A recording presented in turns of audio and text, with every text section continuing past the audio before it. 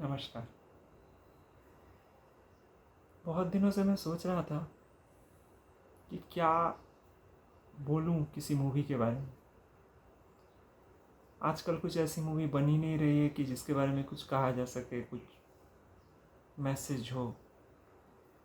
और मैसेज इस तरह के हैं भी जो एक्चुअली आपके ब्रेन को मैनिपुलेट करेंगे।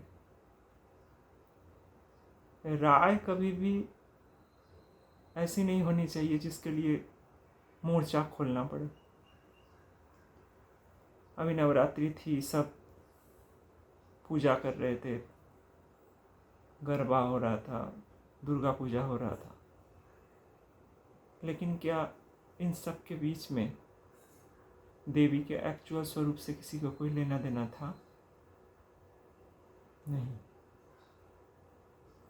आनंद था, नृत्य था, किसने क्या कपड़े पहने हैं, कौन कितना अच्छा लग रहा है, इन बातों पे ध्यान ज़्यादा है। कहीं पे फ्यूचर के प्लान्स हो रहे हैं, कहीं पे बिजनेस प्लान्स हो रहे हैं। देवी इन सब में कहाँ है? क्या सिर्फ हैप्पी नवरात्रि और हैप्पी दशहरा बोलने से काम हो जाएगा? नहीं। सनातन वर्ड को लेकर भी बहुत आजकल लोगों में एक बहस की चीज़ हो गई। सनातन मतलब क्या है? जो हमेशा से था, सत्य। देवी क्या है? जिसने धारण करके रखा है, लेकिन उससे किसी को कोई लेना देना नहीं। हर टॉपिक को बहस और नफरत, इन दो चीज़ों के बीच लाकर तब होता है एंटरटेनमेंट। जब भी क्रिएशन पैसा कमाने के लिए किया जाता है तो वो पूरी तरीके से खराब हो जाता है। पैसा कमाना, बिजनेस करना किसी भी इंडस्ट्री में ज़रूरी है कि हम जो भी बना रहे हैं उसमें खर्चा है तो हमें रिटर्न आना चाहिए। लेकिन इतनी बड़ी इंडस्ट्री है हमारे यहाँ, करोड़ों करोड़ों रुपए खर्चा करके फिल्में बना रहे हैं। कुछ कम बजट की ही फिल्में क्यों नहीं ऐसी बनती जिसमें कुछ तो हो जो इंसान साथ में अपने साथ लेके जा सके अपनी ज़िंदगी में, जिसमें आगे जाकर उसका सोचने पे मजबूर हो सके।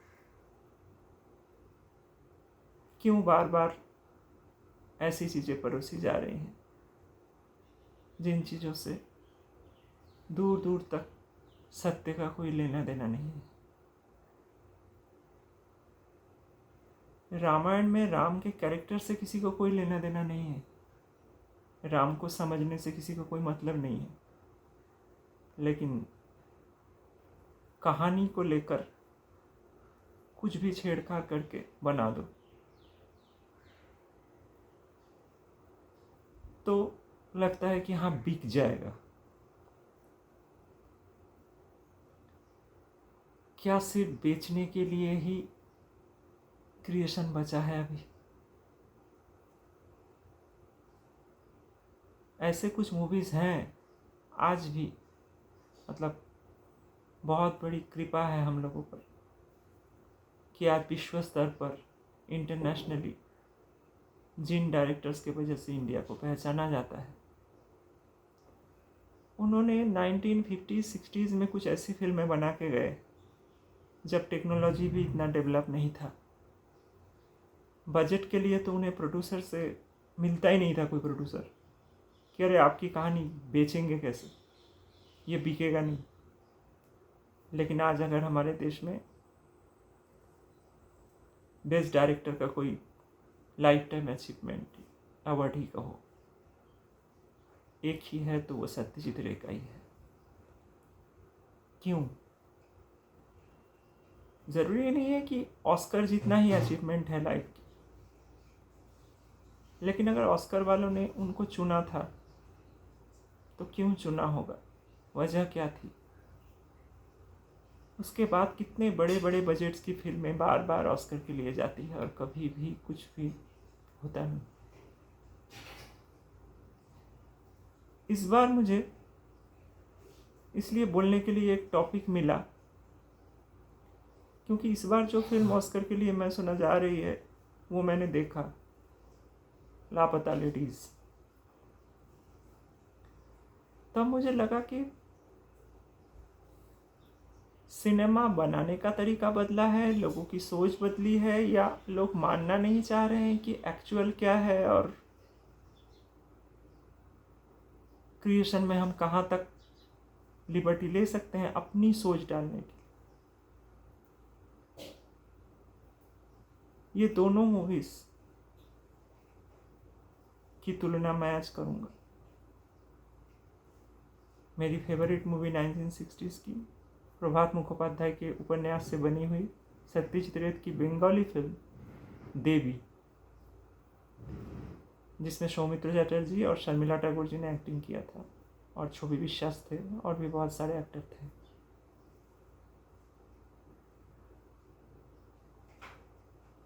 लापता लेडीज में एक डायलॉग मुझे बहुत अजीब लगा था सुनकर कि ये डालने की क्या ज़रूरत थी। वो है कि कुछ दिन बाद शायद हम औरतों को आदमी की ज़रूरत ही ना पड़े। मतलब वुमेन लिबरेशन, हक, लड़ाई करने की ज़रूरत पड़ क्यों रही है? क्या सच में इतने पढ़े लिखे, इतनी समझदार लोग जो ये फिल्में बनाते हैं, उनको एक्चुअली साबित क्या करना है? जो ये फिल्म बना रहे हैं वो तो एक्चुअली गांव की वो औरतें हैं नहीं, वो जिंदगी तो उन्होंने जी नहीं, लेकिन उनको इनको लिबरेट करने का है। जैसे सब लोग मर रहे हैं गांव में, बहुत तकलीफ में हैं गांव के लोग। हो सकता है फाइनेंशियल कमी हो, सुविधा संसाधनों की कमी हो गांव में, लेकिन बहुत शांति भी है। कोई लड़ाई छेड़ने की वहां जाकर भी जरूरत नहीं है। अच्छा और बुरा जो भेद हम लोग करते हैं, वो भेद समाज के मैनिपुलेटिव नेचर की वजह से होता है।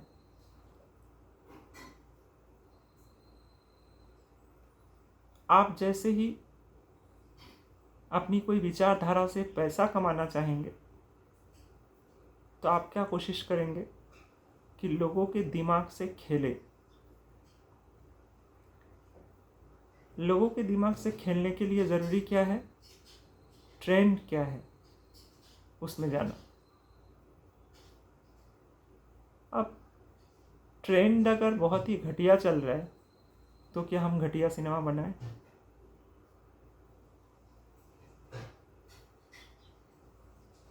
हाँ, बनाएंगे, क्योंकि पैसा आएगा। ठीक है, आप बनाओ, 10 फिल्मों में से 5 वैसे ही बनाओ जिसमें एक फाइटिंग से 10 लोग उड़ जा रहे हैं, 10 कार क्रैश हो रहा है, उड़ रहा है, हेलीकॉप्टर से कोई उतर रहा है, कोई गाड़ी पलट रहा है कहीं पे, 10 लोग एक लोग पे टूट पड़ रहे हैं, एक आदमी दोनों हाथों से 10 बंदूक चला रहा है, कोई प्रॉब्लम नहीं। 5 क्यों 8 बना दो, पैसा तो आ गया ना फिर। लेकिन 2 तो ऐसी बनाओ जिसमें लोगों की विचारधाराओं से खेलो मत। ऐसा क्यों हो गया है कि अगर हमें कुछ भी मौका मिल रहा है तो या तो हम इंटेलेक्चुअलिटी ज़बरदस्ती घुसाने की कोशिश कर रहे हैं, अपने विचार ये साबित करने के लिए कि हम बहुत लिबरल हैं और हमारी बहुत बड़ी महान थिंकिंग है।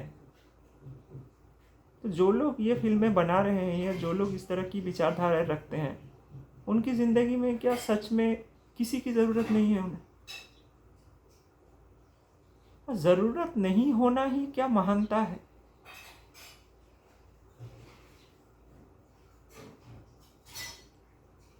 अधूरा है हर कोई, पूरा होना है।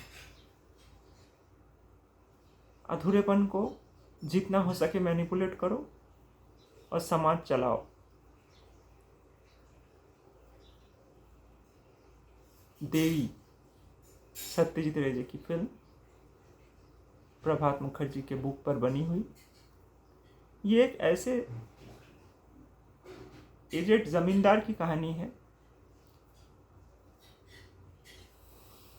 जिसने अपनी बेटी की शादी कराई। एक बहुत ही उस ज़माने की बात है, बहुत ही कम उम्र की लड़की उस टाइम पहले पहले एक्टिंग में सत्यजीत रे ही शर्मिला टैगोर जी को लाए थे ऊपर संसार में। बाद में इस फिल्म में भी उनको ही चांस दिया। शादी होती है, घर में एक बड़ा बेटा भी है, एक बहू भी है, उसकी बहू है और एक पोता है छोटा। जमींदार जो है ये बहुत बड़े काली के उपासक हैं। घर में काली मंदिर बना हुआ है, माँ काली का। पूजा पाठ में बहुत इंटरेस्ट है और बाहर से देखने में जैसा लगता है कि बहुत धार्मिक, क्योंकि धर्म को भी ऐसे मैनिपुलेट किया गया है कि जो मंदिर जाता है वही धार्मिक है। और आपको प्रूफ करना पड़ेगा अगर आप समाज में झूठा सम्मान चाहते हो तो। सबको दे रहे हैं वो सम्मान। अरे बाप रे, ये आदमी पता है रोज सुबह उठ के मंदिर जाता है तो बहुत अच्छा आदमी है, चाहे कुछ भी करे। तो एक दिन उस जमींदार को उसका बेटा पढ़ाई के लिए काम के लिए कलकत्ता मेन शहर शिफ्ट हो जाता है और उसकी वाइफ यहाँ ससुराल में रहती है। दोनों में बहुत प्यार रहता है, लेटर्स लिखते हैं दोनों को, जवाब आता है। एक अनोखा प्यार, बहुत प्योर। ये सब फिल्में देखते वक्त पता चलती है कि डायरेक्शन क्या होता है, सिनेमेटोग्राफी क्या होती है। मतलब एक डायरेक्टर चेहरे का एक एक एक्सप्रेशन अगर ना दिखा के दे तो शायद ऐसी एक्टिंग कोई कर ही नहीं पाए, या समझाए ऐसे कि कोई कर पाए। व्यू कैसी है जो ये फिल्म देखते वक्त हम उस दुनिया के हिस्सा हो जाते हैं।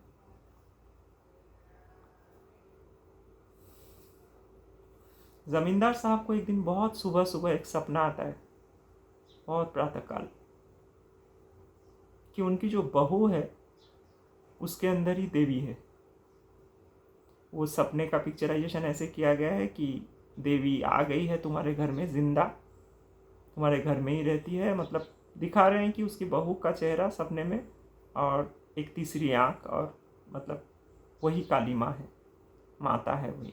ये उसके ससुर को सपना आता है। जैसे ही सपना टूट जाता है देखकर वो दौड़ के जाता है अपनी बहू के घर के बाहर जाके नॉक करता है।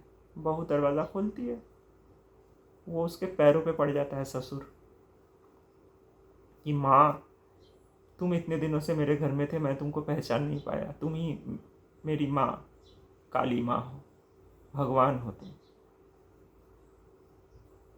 उसका बड़ा बेटा निकल के आता है ये सब देखकर, उस बड़ी बेटी की बहू, उसकी वाइफ, वो अपने बेटे को बोलता है कि आप पैर छू ले, अभी इसके पैर में पड़ जा, क्योंकि यही काली माता है, उसके अवतार है, जिसे हम लोग अभी तक पहचान नहीं पाए थे। तो जो उसकी बहू रहती है, मतलब जिसको वो भगवान बोल रहे हैं, वो पहले बिल्कुल नॉर्मल एक सीधी सादी, बहुत ही डाउन टू अर्थ लड़की रहती है। उसके बड़े मतलब जो उसके पति का जो बड़ा भाई था, उसका एक छोटा बेटा था। वो छोटा बेटे के साथ बहुत प्रेम से रहती थी। उसकी मतलब जो वाइफ थी, बड़े भाई की जो वाइफ थी, वो भी इससे बहुत स्नेह करती थी। और वो छोटा बच्चा इसको बहुत प्यार करता था, चाची को। उसके साथ खेलता था, कहानियाँ सुनाकर उसको सुलाती थी। और लेटर लिखती थी अपने पति को, और उसका पति जवाब देता था। इतना ही शुरुआत में दिखाया। एक दिन जब ऐसा हो गया, सीधा एक इंसान को सपना देख के कहा गया कि आप भगवान हो। सब कुछ बदल गई इस लड़की की जिंदगी में।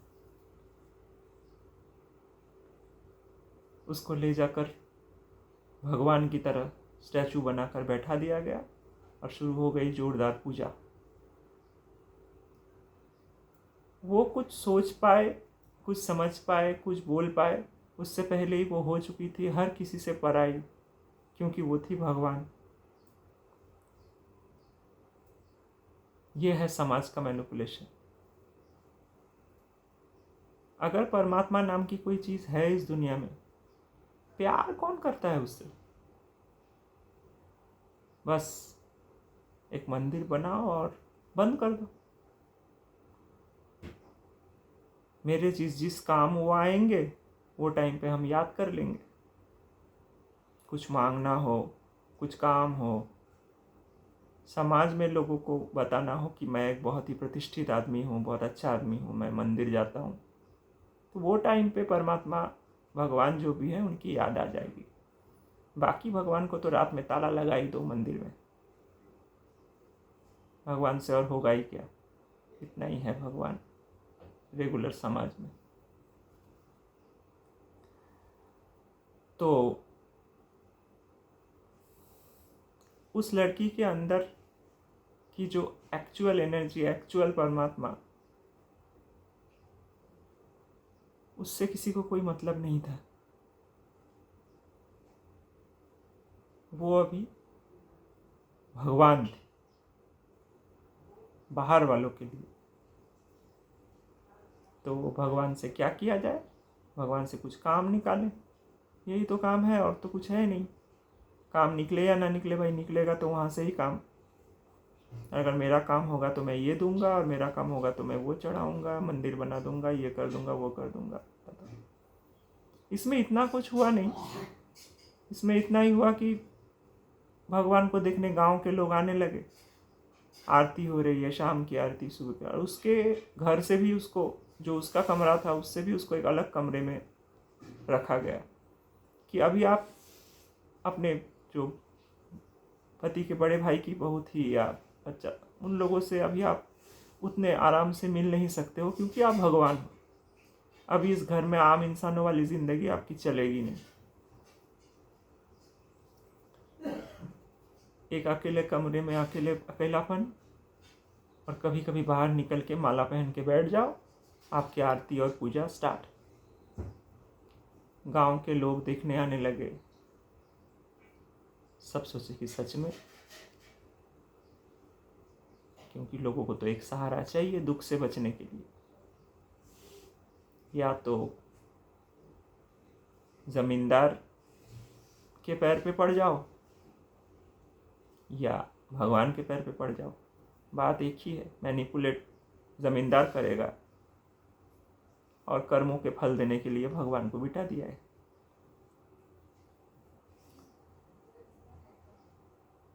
एक आदमी, गरीब आदमी, उसका पोता कुछ था, उसकी तबीयत, वो मतलब मारा जा रहा था। उसे लेकर आके बोलने लगा कि भगवान अब साक्षात हमारे सामने ही है, तो इसका ट्रीटमेंट नहीं हो रहा है,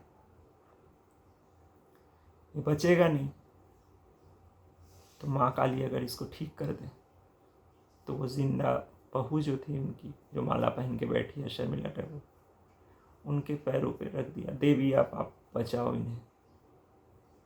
तो चंद्रामृत बना के रखा था, वो थोड़ा सा प्रसाद बच्चे के मुंह पे डाल दिया पंडित जी ने।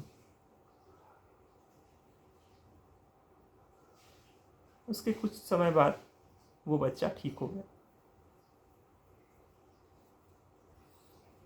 बात इतनी फैली कि ये देवी के पास ऐसा पावर है कि ये मरते हुए इंसान को भी जिंदा कर सकती है।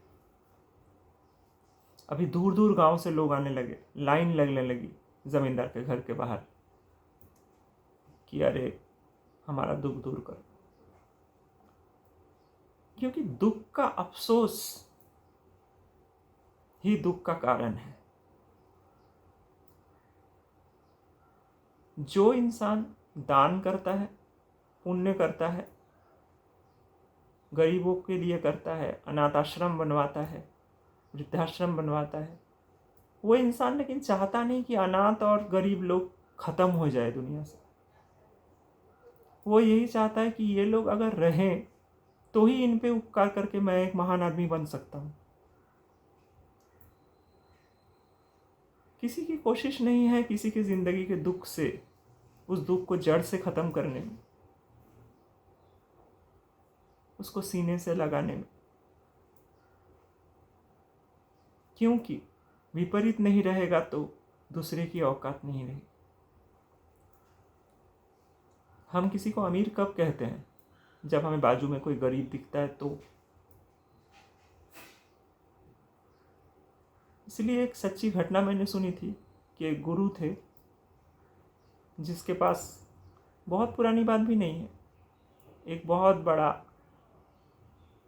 सट्टेबाज, जो लोग सट्टा खेलते हैं, ऐसा एक आदमी इंडिया का बहुत फेमस था। वो आया था उस गुरु से मिलने के लिए। उसने आके एक बोरी पैसा डाल दिया पैरों में कि ये लो गुरुजी मेरे तरफ से। बहुत अमीर, करोड़पति। गुरुजी ने कहा कि मुझे इसकी ज़रूरत नहीं है, आप कृपया इसे वापस ले लें। तो उस आदमी ने कहा कि आप अगर इसको नहीं लोगे तो मैं सट्टा खेलता हूँ, हो सकता है आज करोड़ों मेरे पास पड़ा है, कल कुछ भी ना बचे, तो मैं क्या दूंगा। गुरुजी बोले ठीक है, तब एक काम करो, मेरे नाम से रख दो अपने पास, मुझे अगर कभी ज़िंदगी में ज़रूरत पड़ेगी मेरे आश्रम को या किसी चीज़ की तो मैं मांग लूँगा, लेकिन प्लीज़ आप इसको ले जाओ अभी। तो वो इंसान रोने लगा। उसने कहा गुरुजी मैं एक सच बताऊँ आपको, मैं इतना गरीब हूँ कि इस पैसे के सिवा और कुछ नहीं है मुझे आपको देने के लिए। ये बात बहुत समझने जैसा है। लोग सोच रहे हैं कि अरे उसके तो बोरी में करोड़ों रुपए भरे हुए थे तो वो गरीब कैसे हो गया, लेकिन वो कह रहा है सामने से कि मैं इतना गरीब हूँ, रोते रोते कह रहा है कि मेरे पास नोट और पैसे के सिवा और कुछ है ही नहीं। ये बात आसानी से लोगों के बल्ले पड़ेगी नहीं, क्योंकि जिसके पास पैसा है वो अमीर है, आमतौर पे लोग बोलते हैं। लेकिन ये अमीर आदमी बोल रहा है मैं इतना गरीब हूँ कि पैसा छोड़ के और कुछ है ही नहीं मेरे पास। मतलब ये आउटर वर्ल्ड की चीज़ ही मेरे पास है, कुछ अंतर मन का धन है नहीं। कुछ कागज़ के टुकड़ों से मैं सोचने के लिए मजबूर हो रहा हूँ कि मेरे पास कुछ है, लेकिन अंदर से पता है कुछ नहीं, क्योंकि आया भी था खाली हाथ, जाऊंगा भी खाली हाथ। जब वो बच्चा ठीक हो गया और देवी जिसको बनाया था शर्मिला टैगोर, उनको जब वो धीरे धीरे इन सब बातों से परेशान होकर, उनका दिमाग का होगा ही, एक आम आदमी को भगवान अचानक बना के ऐसे कर दे तो वो धीरे धीरे परेशान होते होते वो ये होने लगे। तो उसकी हालत देखकर उसकी जो बड़े भाई की बीवी थी उससे नहीं रहा गया।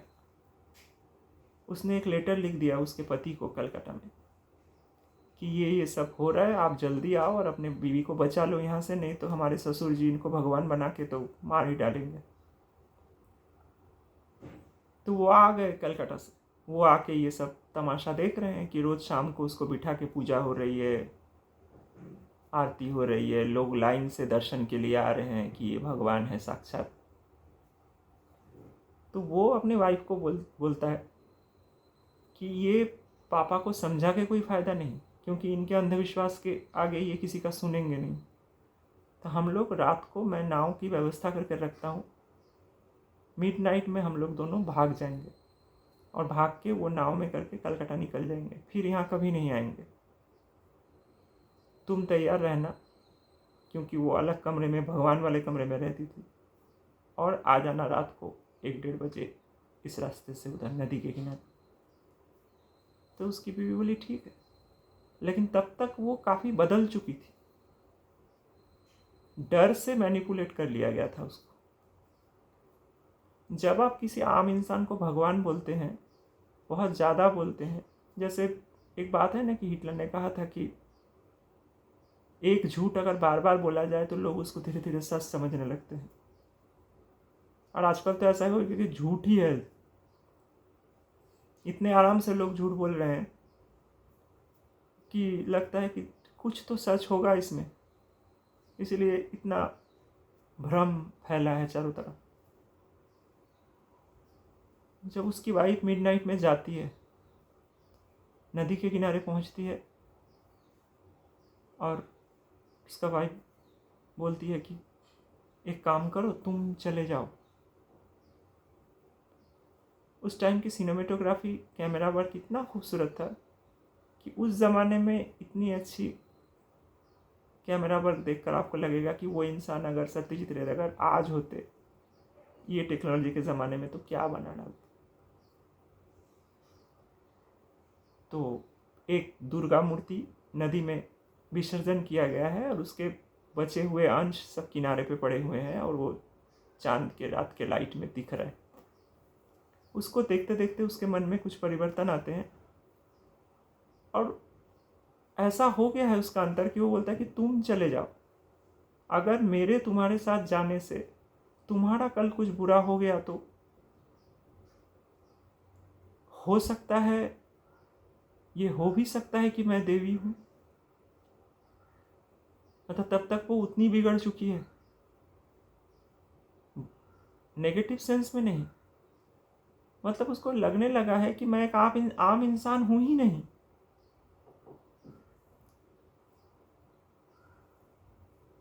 मेरा अब एक आम लड़की की तरह जिंदगी जीने का कोई हक नहीं है। मैं जिससे प्यार करती हूँ, जो मेरा पति है, जो मेरा दोस्त था अभी तक, अभी ये सारे रिश्ते इसके साथ नहीं करना ही इसके लिए अच्छा है। ये मैनिपुलेशन जो समाज हमारे दिमाग में दिन रात कर रहा है, जिससे क्या होता है, जैसी जिंदगी आप जीना चाहते हो वैसी आप जी नहीं पाते हो, क्योंकि आपको हमेशा ये लगता है कि यार ये लोग तो मुझे प्यार करते हैं, मेरे अपने हैं, ये क्यों हमें मैनिपुलेट करेंगे। लेकिन ये हो रहा है समाज में, सिर्फ बाहर नहीं, घर में भी। एक दिन आप अपने हिसाब से जी कर देखो, कितने खुश होते हैं आप पे अपने घर के लोग। लेकिन क्या हो रहा है, बदले में आप भी मैनिपुलेट कर रहे हो कि मैं हूं तो आपके लिए भी अच्छा है। तो हर कोई क्या है, मैं तुझे सह रहा हूं तो तू भी मुझे सह ले, इससे दोनों का ही फायदा है। इस वजह से प्रॉब्लम ये हो रहा है कि कोई इंसान की जो एक्चुअल पर्सनैलिटी है वो बाहर निकल के नहीं आ पा रही है, क्योंकि एक्चुअल पर्सनैलिटी में जीने के लिए रिस्क लेना पड़ेगा। हो सकता है कल तुमसे बहुत ज़्यादा लोग बात नहीं करें, हो सकता है लोग आपको पसंद नहीं करेगा, करे ये आदमी तो डर नहीं रहा है, तो फिर ये मेरे किस काम का। लेकिन एक्चुअली वो उसका अहंकार नहीं है जो आदमी डर नहीं रहा है, वो ये बोल रहा है कि मैं ऐसा हूं। तो प्रॉब्लम क्या है? लेकिन मैनिपुलेशन, दिमाग में जहर भरना, परिवार समाज हर जगह इतना ज़्यादा है, प्यार के नाम पे भी किया जाता है ये। हम आपसे बहुत प्यार करते हैं, आप मेरे हमारे जैसे बन जाओ, और नहीं तो नाटक करो हमारे साथ ज़िंदगी भर। Happy new year, happy Holi, happy Diwali. लेकिन क्या हम सच में एक दूसरे की खुशी चाहते हैं? नहीं। हम ये चाहते हैं कि हम हैप्पी होली बोले तो सामने वाला भी बोले, यही सच है। और अगर नहीं बोलता है तो फिर ये तो चलेगा नहीं। हम आपसे प्यार करते हैं भाई। ये दुष्चक्र समझना बहुत मुश्किल है। ये दुष्चक्र से बाहर वही निकल पाएगा जो महत्वाकांक्षी नहीं है। हमारी आकांक्षाएं, हमारी इच्छाएं, यही हमें मजबूर करती है दूसरों की गुलामी करने के लिए। और दूसरों मतलब सिर्फ बाहर नहीं, घर में भी। अचानक आपकी शादी होती है, कोई आके आपका जो काम आप खुद कर ले सकते थे वो दूसरे लोग करना शुरू कर देते हैं आपकी ज़िंदगी में। पहले आपके पेरेंट्स करते हैं आपकी हेल्प, पहले मम्मी खाना बना के खिलाएगी, उसके बाद बीवी खाना बना के खिलाएगी। लेकिन हमें जानना ही नहीं है कि खाना हम भी तो बना के खा सकते हैं। उससे क्या होता है? वीकनेस। कि अरे मम्मी के बिना मेरा चलेगा कैसे, वाइफ के बिना मेरा चलेगा कैसे। और उनका मैनिपुलेशन ये रहता है कि जितनी हम सेवा कर करके ये सब करके इनको धीरे धीरे वीक बनाएं, तभी हम एक्चुअल में सक्सेसफुल हैं। और अगर वो वीक बनाने की कोशिश नहीं कर रही है तो उनको भी अच्छी नज़र से नहीं देखता समाज। ये कैसी है वाइफ है, ये कैसी बीवी है, कैसी माँ है, ध्यान ही नहीं है किसी चीज़ पर। एक तरह से वो सच्चे हैं जिनका ज़्यादा ध्यान नहीं है।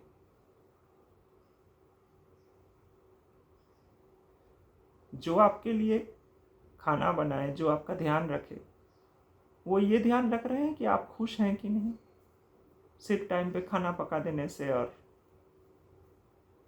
आपकी थोड़ी बहुत बात मानने से और आपकी खुशी उस चीज़ पे डिपेंड है। उनके इच्छा के विपरीत किसी दिन कुछ बोल के देखो जो आपको अच्छा लगे, नहीं चलेगा। फिर आप मैनिपुलेट करते हो कि हमारे पास पैसा है, अगर हमारी बात आप नहीं मानोगे तो हम खर्चा नहीं करेंगे आपके लिए, कुछ देंगे नहीं। ये माँ बाप बच्चों के साथ करते हैं। हमें रिस्पेक्ट दे तो प्रॉपर्टी मिलेगी, हमारी बात सुन तो सब कुछ मिलेगा, नहीं तो नहीं देंगे। फिर बच्चे मैनिपुलेट करते हैं, हाँ पापा हम आपकी इतना रिस्पेक्ट करते हैं। कुछ लोगों को मैं बोलते हुए सुनता हूँ, रोज़ सुबह उठ के मम्मी पापा का पैर छूओ। वही संस्कारी लोग हैं जो ये सब करते हैं। कुछ गुरु लोग, सो कॉल्ड गुरु लोग, जो फ्रॉड गुरु लोग हैं, वो ये सब सिखाते भी हैं, ये करना चाहिए, वो करना चाहिए। पैर तो मैं अपने से कम उम्र के भी किसी इंसान के छू सकता हूँ, और अगर नहीं भी छू तो चलेगा। अपने पैर ही छू लो, परमात्मा तो हमारे अंदर भी है। नाटक करने की क्या ज़रूरत है? नहीं, वो नाटक करने से क्या होगा? सेफ रहेगा मेरा फ्यूचर। अरे भाई, तुम्हारा बेटा कितना अच्छा है, संस्कारी है। संस्कार क्या है? मैनिपुलेशन का दूसरा नाम। जो इंसान जैसा है एक्चुअल में, उसको वैसा नहीं रहने देना। क्योंकि वो अगर वैसा रह जाए तो हमसे डरेगा नहीं। और डराया बहुत वजह से जा सकता है। एक आलसी इंसान को डराया जा सकता है काम से, कि खुद घर आओ, खुद ही खाना पकाओ, खुद घर की जिम्मेदारी लो, कपड़े धो, इस्त्री करो, बर्तन मांजो, कपड़े धो। तो आदमी कहता है क्या है यार, ये सब कौन करेगा? नहीं नहीं, तुम हो तो मैं जिंदा हूँ भाई, कितना प्यार करता हूँ मैं तुमसे। तो बीवी खुश, जबकि उसको भी पता है कि इंसान एक्चुअली प्यार करता नहीं है मुझसे, लेकिन अगर झुक रहा है किसी वजह से तो ये मज़ा है मेरे लिए। लेकिन आदमी भी चुपचाप अंदर से बैठता नहीं, वो पैसा और फाइनेंस के मामले में दबाता है सामने वाले को, और हमेशा की इनसिक्योरिटी बना के रखता है कि देख, अगर तू ऐसा करेगी तो मैं ये कर सकता हूँ, वो कर सकता हूँ। तो ये जो एक दुष्चक्र है, एक दूसरे से शत्रुता भी है, और बाहर से देख के लग रहा है कि अरे वाह, कितना अच्छा चल रहा है सब कुछ। सच में ये सब है नहीं। देवी तब तक हो चुकी थी उसके ससुर के मैनिपुलेशन का शिकार। उसका पति भी उसको जोर जबरदस्ती नहीं कर पाता जाने के लिए कलकत्ते। तो वो बोलता है अगर कुछ भी प्रॉब्लम हुआ तो मुझे ज़रूर बताना, अभी के लिए मैं फिर जाता हूँ और तुम वापस जाओ घर। देवी नहीं जा पाती। देवी बोलते लगता है मैं अगर तुम्हारे साथ गई तो तुम्हारा कुछ नुकसान ना हो जाए, क्योंकि मैं आम इंसान की तरह अभी सोच ही नहीं पा रही हूँ। वो वापस जाता है। उसके कुछ दिनों बाद उनके घर में जो उसकी बड़े भाई की जो वाइफ रहती है, उसका बच्चा जो देवी के साथ पहले खेलता था, अभी उसके रूम में आने से भी डरता है वो बच्चा चाची के रूम में। एक दिन एक सीन में दिखाती कि उसका एक बॉल गिर के चला जाता है खेलने के टाइम उसके रूम में। वो पहले जैसे आराम से आ जाता था, चाची बोलता था, अभी वो बाहर से डर के देख रहा है कि पता नहीं इनके रूम में जाना चाहिए कि नहीं, क्योंकि ये अभी अलग है। लेकिन वो उसको बुलाती है और पहले वाले इमोशन करने है वो सब अंदर, लेकिन अब दिमाग पर दूसरा जादू भी छा रहा है धीरे धीरे। वो तकलीफ, एक सीन में वो एक पिंजरे में बंद चिड़िया को निहारती रहती है। लेकिन वो क्यों नहीं निकल पा रही है इस चीज़ से? क्योंकि प्रेशर बहुत ज़्यादा है धर्म और भगवान का। जिस चीज़ के बारे में हमें बिल्कुल भी पता नहीं रहता है, उस चीज़ का प्रेशर कोई बहुत ज़्यादा ले लेते हैं कि अगर हो। मेन बात है कि अगर है तो आप जानो ना, मान क्यों रहे हो? कोई तो बोल नहीं रहा है कि नहीं है, जानो। 10 लोग लाइन में खड़े हैं तो उसमें जाके लाइन में खड़े हो जाने से तो कुछ होगा नहीं।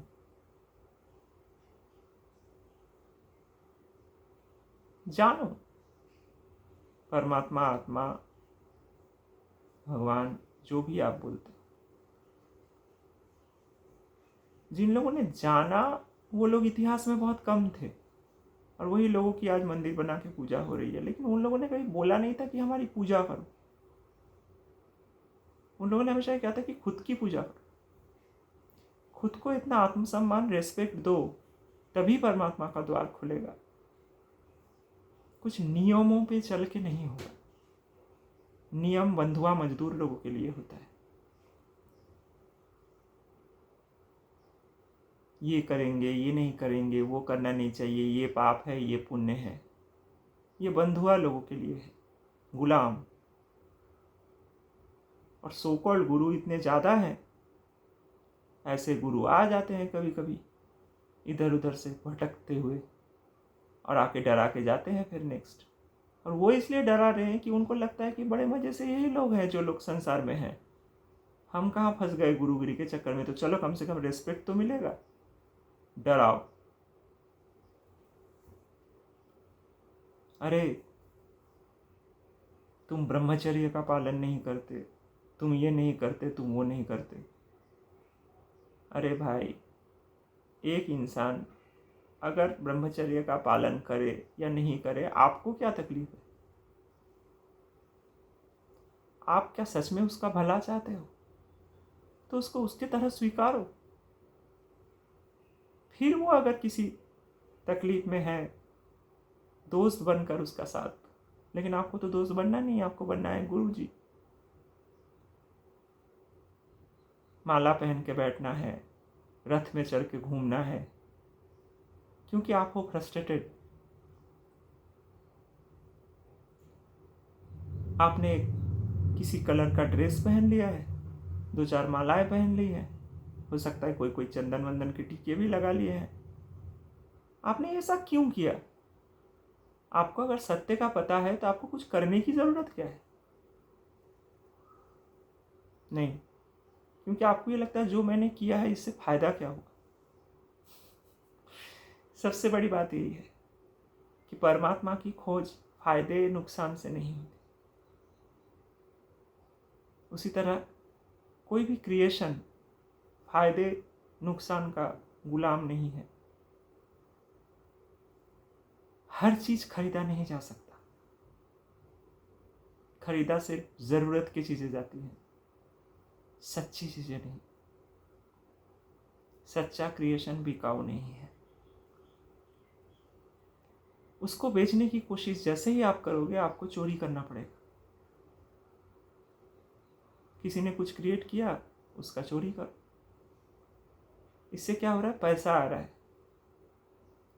लेकिन पैसे से आपकी आत्म उपलब्धि कुछ नहीं हो रही।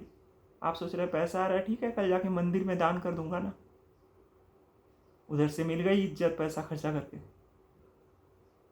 लेकिन क्या वो उस इज्जत से क्या करोगे आप? मन तो भारी है अंदर से, क्योंकि पता है कोई प्यार नहीं करता। सब लोग सिर्फ पैसे के लिए रिश्ता रख रहे हैं, मैनिपुलेट कर रहे हैं, घर में भी बाहर भी। आप भी कर रहे हो दूसरे का, आप दूसरे का कर रहे हो, इसीलिए दूसरा आपका भी कर रहा है। इस दुष्चक्र में एक बार फंस जाने के बाद सत्य को जानना बहुत मुश्किल है। उसकी जो भाभी थी, उसका जो छोटा बेटा था, जो अभी उसके रूम में आने से डरता था, वो एक बार बहुत बीमार पड़ जाता है। इतना बीमार पड़ जाता है, इतना बीमार पड़ जाता है कि डॉक्टर भी एक तरह से बोलते हैं कि इनको भी बड़ा डॉक्टर दिखाना चाहिए, अभी बहुत हालत ख़राब है। आम वैद्य जी से काम नहीं। और वैद्य जी को भी छुप कर बुलाती है उसकी बड़ी भाभी, क्योंकि उसको पता है, उसकी बड़ी भाभी को पता था कि घर में नाटक चालू है छोटी बहू को लेकर। लेकिन मेरे बेटे का इलाज करेगा तो कोई डॉक्टर ही करेगा। छुप छुप के वैद्य जी को बुलाते हैं। वैद्य जी बोलते हैं हालत ख़राब है, अभी इसको और बड़े जगह बताना है। ये खबर जब ससुर के पास पहुंचती है, उसको पता चलता है कि यहाँ ट्रीटमेंट के लिए दूसरे लोग आ रहे हैं, तो उनको एकदम ही अचंभे में वो बोलते हैं कि घर में भगवान है और तुम लोग डॉक्टर को बुला रहे। भगवान के भरोसे एक दिन दो। उसकी बड़ी भाभी प्यार तो करती थी छोटी से, लेकिन ये चीज़ पे बिलीव नहीं करती थी, क्योंकि उसको पता था कि छोटी कितनी तकलीफ में है। अभी सबके कहने पर, सबके विश्वास पर वो अपने बेटे को छोटी के गोद में देकर चली गई। देवी बोली कि ठीक है, आज रात रहने दो मेरे साथ ही। पहले मेरे साथ कहानियाँ सुनते हुए सोता था, आज भी रहे ना, ऐसा कुछ तो फर्क पड़ा नहीं है। सब लोग निश्चिंत कि अब देवी के गोद में चले गए, अब ठीक हो जाए। दूसरे दिन उस बच्चे की मृत्यु हो जाती है। इतना बीमार था कि बिना ट्रीटमेंट के वो मर जाता है। तभी शहर से उसका हस्बैंड लौटता है और देखता है कि उसके पिताजी माँ काली की मूर्ति के सामने बैठे हुए हैं और बोल रहे हैं, माँ तूने ये क्या कर दिया, इतने लोगों की तबीयत ठीक कर दी, अभी मेरा पोता छीन लिया। माँ ये तूने क्या कर दिया, माँ तूने क्या कर दिया, माँ ये कैसी तेरी माया है। तभी उसका बेटा बोलता है, किसी की कोई माया या माँ यहाँ है ही नहीं पिताजी, आपके अंधविश्वास ने आपके पोते की जान ले ली है, आपने मार दिया है उसको, आप हत्यारे हो। बोलता है नहीं नहीं ऐसा मत बोलो, नहीं यही सत्य है, और आपने अपने छोटे बेटे की बहू की ज़िंदगी भी बर्बाद कर दी है। अब मैं वहाँ उसको यहाँ एक दिन भी रहने नहीं दूंगा, मैं आज के आज यहाँ से ले जा रहा हूँ उसे। वो जब दौड़ता हुआ अपने बड़े भाई के रूम की तरफ जाता है, जहाँ भाभी रो रही है बेड पे बैठ के, इसका बेटा ऑफ हो गया। तभी उसकी भाभी बोलती है कि वो राक्षसी थी, खा लिया उसने मेरे बेटे को।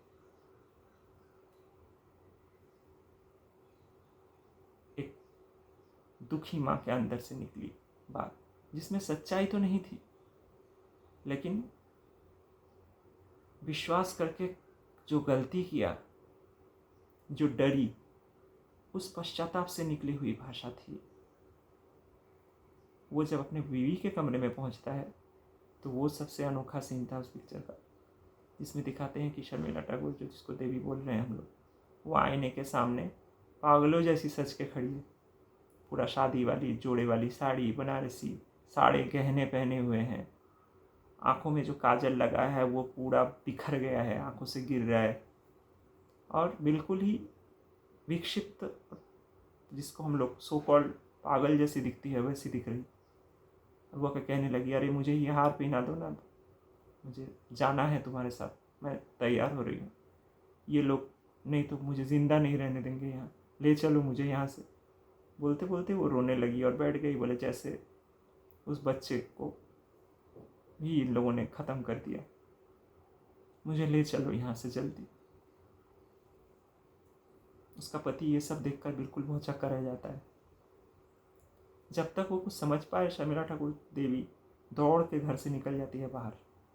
और लास्ट सीन ऐसा है कि एक सरसों फूल का खेत जैसा है, उसमें धुआं धुआं सा, सिनेमेटोग्राफी बहुत क्लासिक है, उसमें वो दौड़ती हुई जा रही है, उस बच्चे को पुकारती हुई कि तू कहाँ चला गया, तू कहाँ चला गया। और उसका पति पीछे से सिर्फ आवाज़ उसकी सुनाई देती है कि रुक जाओ रुक जाओ रुक जाओ। मतलब वो खो जाती है जाके धुएं में, और यही एंड है।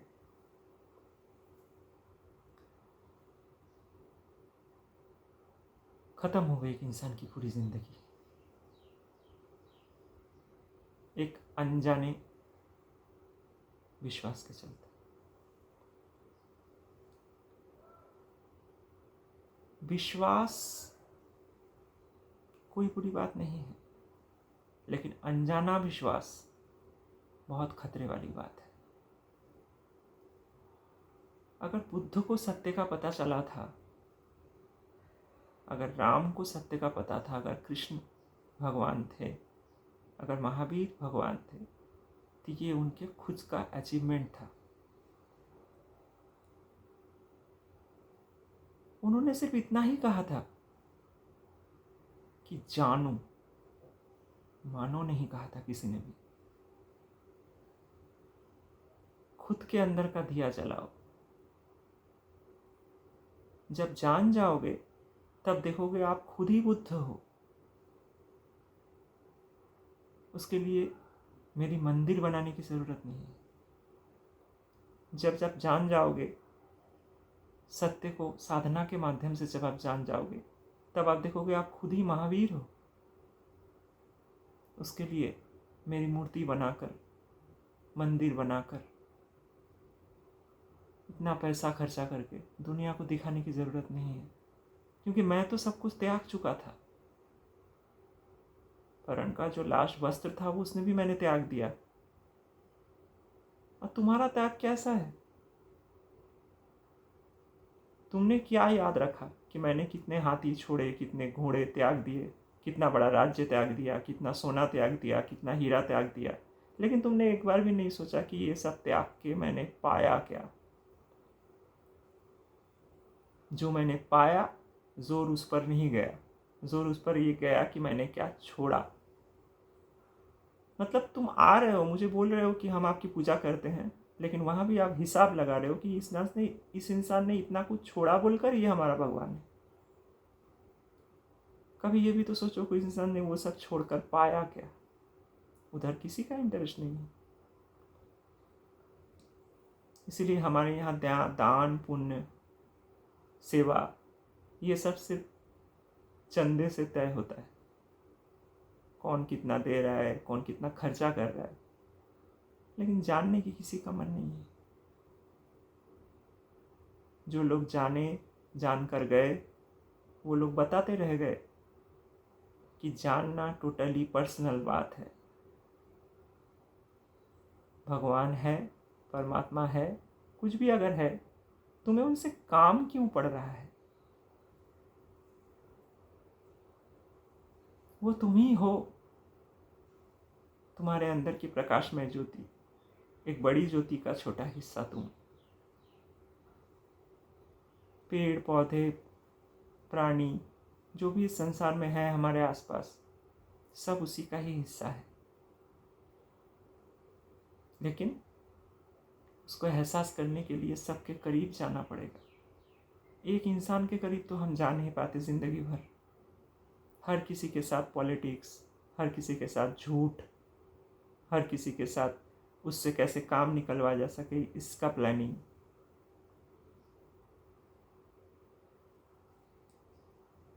जब सिकंदर आधे से ज़्यादा दुनिया जीत कर लौट रहा था तो इधर डायोजनीस नाम के एक साधु से उसकी मुलाकात हुई थी। डायोजनीस मस्त रहता था, बिल्कुल दिगंबर होकर रहता था, नदी के किनारे पड़ा हुआ। सिकंदर के सिपाही पहुंचे उसके पास और जाके बोले, महान सिकंदर ने आपको बुलाया है। वो बोला, मेरे लिए कोई महान वान नहीं, अगर मुझसे किसी को मिलना है तो वो खुद आए। तो वो लोग बहुत नाराज हुए, सिकंदर आपको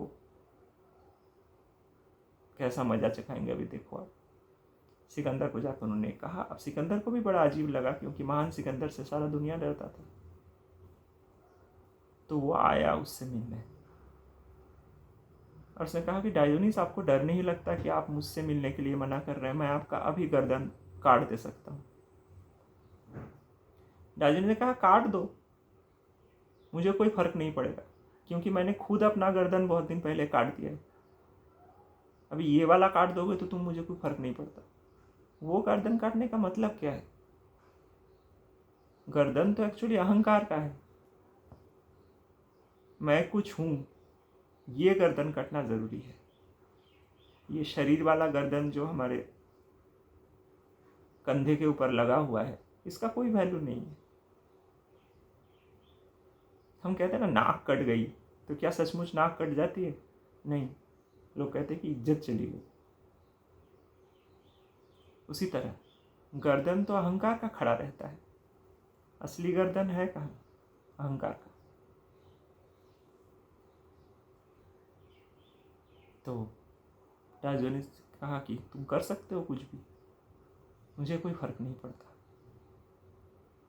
सिकंदर ने कहा, तुम्हें पता है मैं महान सिकंदर हूँ?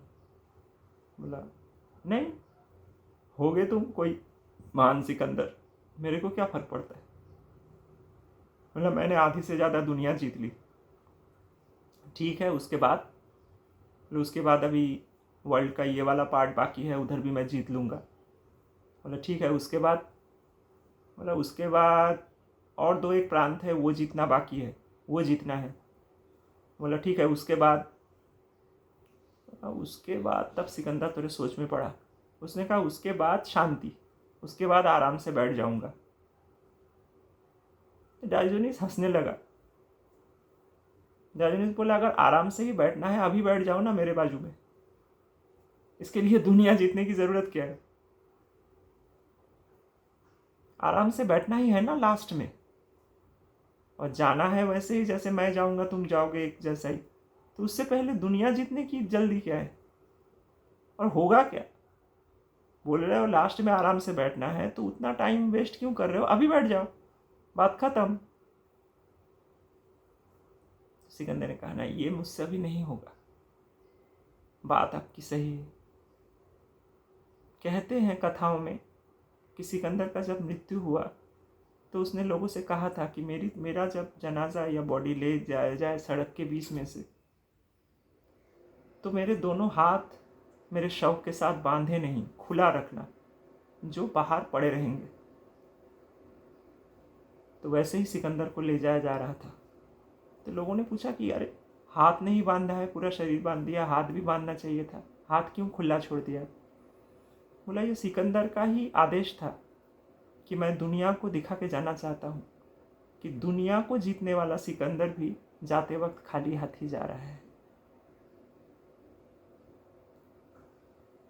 विश्वास अपने ऊपर हो, विश्वास हमारे सत्य की खोज पे हो, माने नहीं, जाने हम कुछ।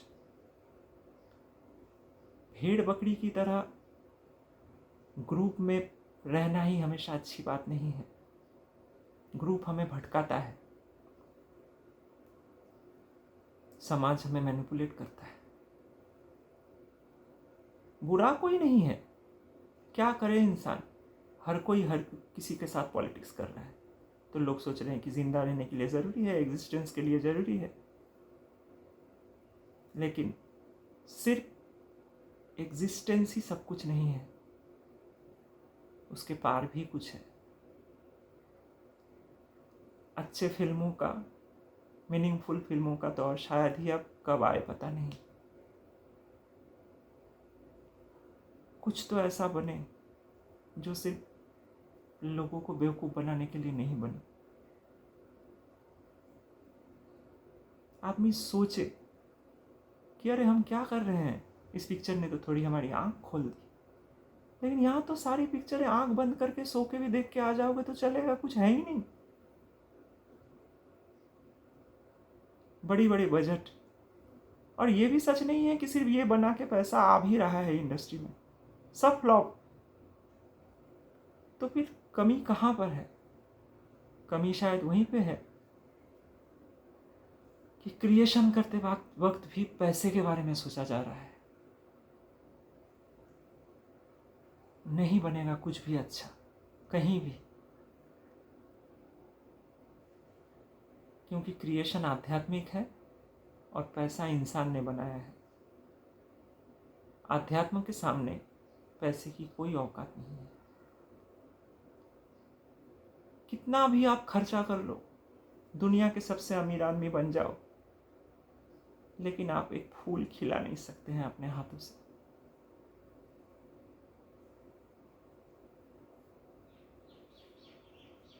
वो खिलेगा, उसके खिलने का एक टाइम है, उसके खिलने का एक तरीका है, एक सलीका है। छुप के खिलेगा, आपके अनदेखे में खिल जाएगा। जब आप कुछ क्रिएट करते हो तभी कर सकते हो जब आप नहीं हो। आप नहीं हो मतलब जिस टाइम आपका अहंकार नहीं। कुछ ऐसा क्रिएट करो जो आपके अंदर की ज्योति को जगाए। लोगों के बारे में ज़्यादा सोचो मत, सबको ढूंढने दो अपना रास्ता। लेकिन बताना इतना ही है कि दिया खुद का खुद चलाना पड़ेगा। जितना डिपेंडेंट रहोगे, जितना दूसरे को मैनिपुलेट करने की कोशिश करोगे, जितना पॉलिटिक्स करोगे, लोग भी नहीं छोड़ने वाले हैं, लोग भी करेंगे। और इस दुष्चक्र में, इस धांधली में फंसना ही क्यों? परमहंस देव अच्छी बात कह गए थे कि जो तो मौत तो बहुत। सबको अपने मत के हिसाब से रहने दो, कोई बुरा नहीं, कोई अच्छा नहीं, लेकिन इस्तेमाल मत करो किसी का भी, क्योंकि आप भी इस्तेमाल हो जाओगे फिर। देवी फिल्म YouTube में अवेलेबल है। अगर कुछ मीनिंगफुल, कुछ ऐसा देखना है जो सोचने पे मजबूर करे, तो मेरा अनुरोध है कि आप सब देखें। सबटाइटल्स मिलेंगे शायद। इतनी अच्छी सिनेमेटोग्राफी, इतनी अच्छी acting black and white film की भी है कि कभी कभी लगता है कि इस फिल्म में अगर डायलॉग समझ में नहीं भी आए तो भी समझ में आ जाता है कि हो क्या रहा है।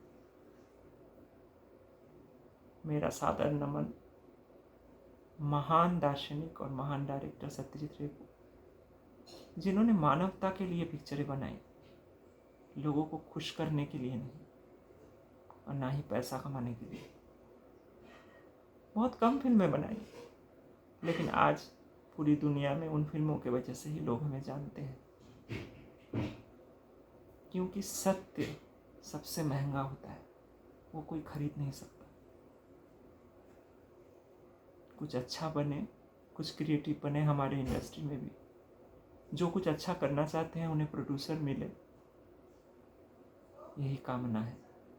हेल्प करो लोगों को कुछ क्रिएट करने के लिए।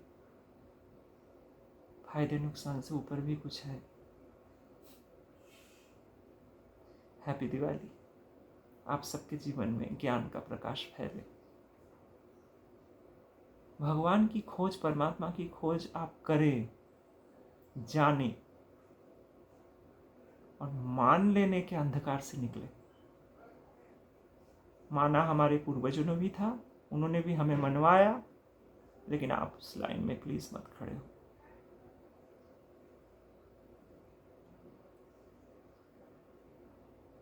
देवी माँ नवरात्रि के प्रकाश को आप सबके अंदर प्रज्वलित करें।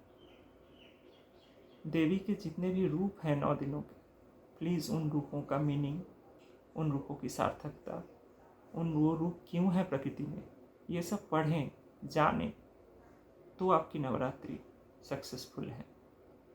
सिर्फ लाइट, साउंड, डांस, गाना, दुर्गा प्रतिमा, नए कपड़े, नए ज्वेलरी, नए ड्रेस, इससे देवी का कोई लेना देना नहीं है।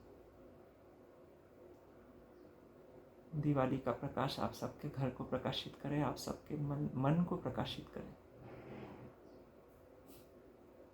कुछ अगर ऐसा बनाने लायक होगा वीडियो तो मैं बनाऊंगा। कुछ मिल नहीं रहा है, और पुराने जो कुछ रत्न हैं फिल्मों के, उन रत्नों को थोड़ा थोड़ा संभाल के रखा है, कभी मन करे तो बोलूं। आप सबका कल्याण करे परमात्मा। नमस्कार।